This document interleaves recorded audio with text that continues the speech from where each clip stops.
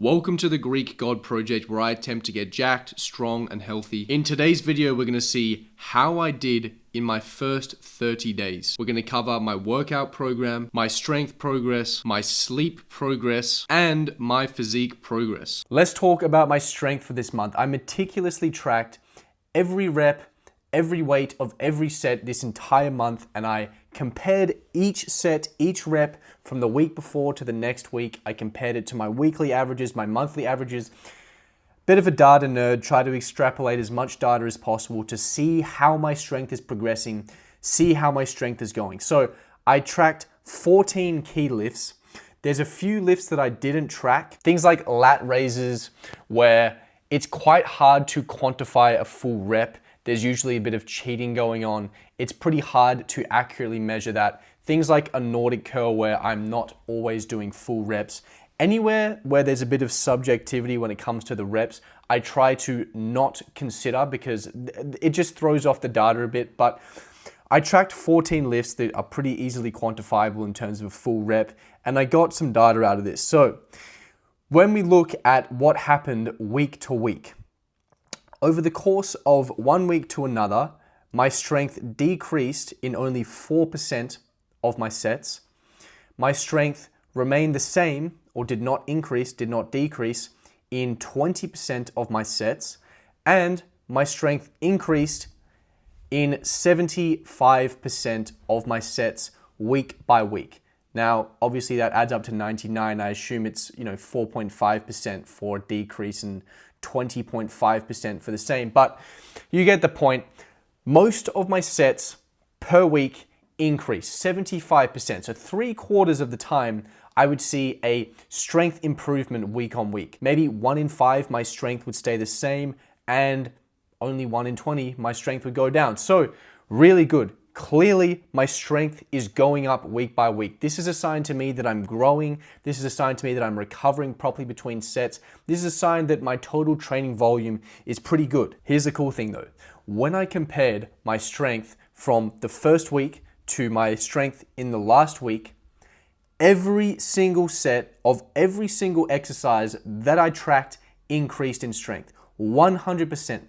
Not a single set, not even my 5th set of incline dumbbell chest flies decreased or stayed the same. Every single set of every single lift increased in strength over the course of the month, which is really damn nice to see. It's really good to see that the strength is going up. There's not much more I can really add to this. It's pretty much perfect right now. So I'm just going to try and replicate exactly what I did next month when it comes to trying to increase the strength. So overall, very happy with how much the strength has progressed, especially considering that I haven't been in a bulk, I haven't been adding in a bunch of extra body fat. My body fat has stayed the same. My weight is more or less the exact same, yet I've been able to increase and progress the strength a fair bit. So very, very happy with the strength progress of this month. The current workout program for the Greek God Project is a 4-day upper-lower split. So I'm doing 2 days upper body and 2 days lower body.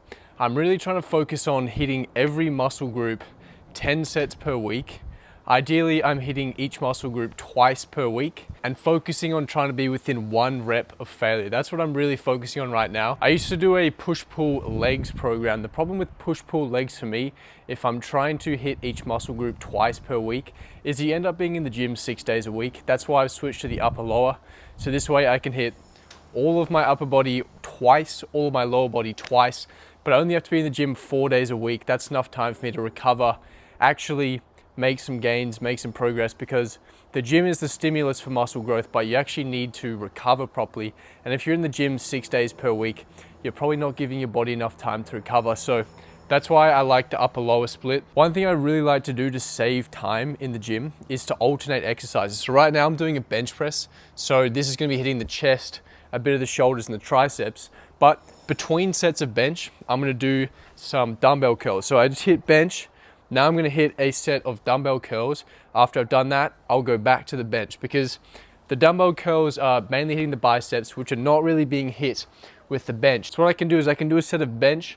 My biceps are pretty fresh. I can go do a set of biceps while I'm recovering from the bench set. And then by the time I've done the set of biceps, rest a little bit, I can come back, hit bench, and I'm pretty fresh. It just cuts your training time in half. I found it is a really good thing to do, especially when you're doing a program like upper lower and you're trying to get in 10 sets per body part per week. This will save you a huge amount of time. This has saved me a huge amount of time. So yeah, same thing with the overhead press and the rows. Overhead press hitting triceps and shoulders. I can alternate that with the row, which is mainly a back movement, bit of bicep, but switch back and forth between these two, saving a hell of a lot of time, not really changing the fatigue much. Alternating back and forth saves me a hell of a lot of time, especially when I'm doing 5 sets of each.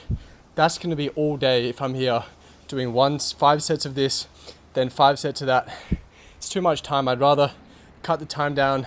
It's not really affecting the workout performance. It's not really going to affect the muscle growth much at all, but just getting way more volume in for the amount of time I'm spending in the gym. Let's talk about something super important. I'm putting this in the top 3 things for the most important things for building a really good physique, and that is sleep. I'm super autistic about sleep. I prioritize this thing so highly. It's so beneficial for everything in your life, not just building muscle or looking good, but feeling good. In terms of the best days that I have in my life, they always come after a good night's sleep. The most productive days, everything happens from a really good night's sleep. So I'm very, very autistic about my sleep.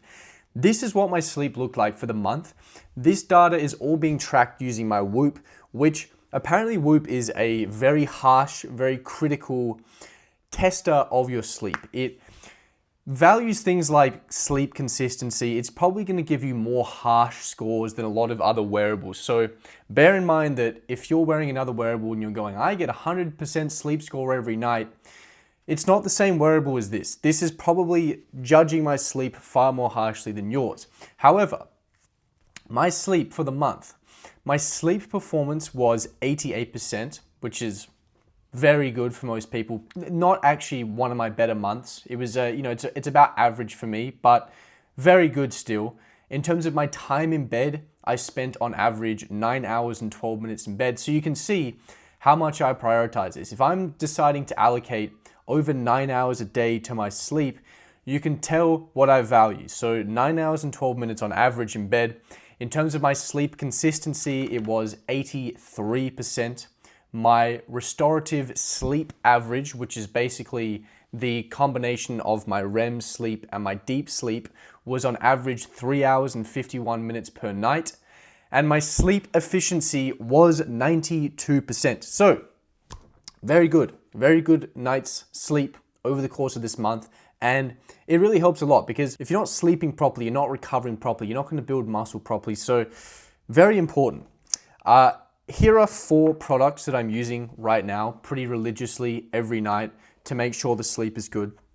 First one is blue light blocking glasses. I wear these before bed, 2 hours before bed, just to reduce blue light intake, which is going to increase my melatonin production, allow me to fall asleep quicker. Next one is earplugs. So I wear these earplugs every night like this. Basically just reduces the total noise intake, which is going to help you stay asleep. Very helpful, especially if you live in a loud, busy area, which I don't, but it's good to have either way. It also means that if you get used to earplugs, then you can always have a relatively quiet environment no matter where you are. Next one is a sleep mask. So I'm also wearing this every night. I have blackout curtains as well. But I'm just trying to make the bedroom as dark as possible. The darker your bedroom is, the more melatonin is released before you go to bed, so it's easier to fall asleep. It's also easier to stay asleep. So the sleep mask is good. Just like the earplugs, it creates a stable and constant environment where it's dark and quiet no matter where you are. Last one is mouth tape. I put this across my lips every night, so I'm breathing through my nose. Prevents things like snoring and sleep apnea. Improves things like your sleep efficiency. Good thing to have. So those are the 4 products that I'm using. When I looked over the course of the month, there was one outlier. There was one night where I didn't get such a good sleep. I got about a 35 sleep score. And guess what? That was the night that I drank some alcohol. It always happens like this. Everyone who has a wearable, everyone who buys something like a Whoop, it just ruins alcohol for them because you realize how bad alcohol is for your recovery. You just wake up the next day and everything is out of whack. You feel depressed.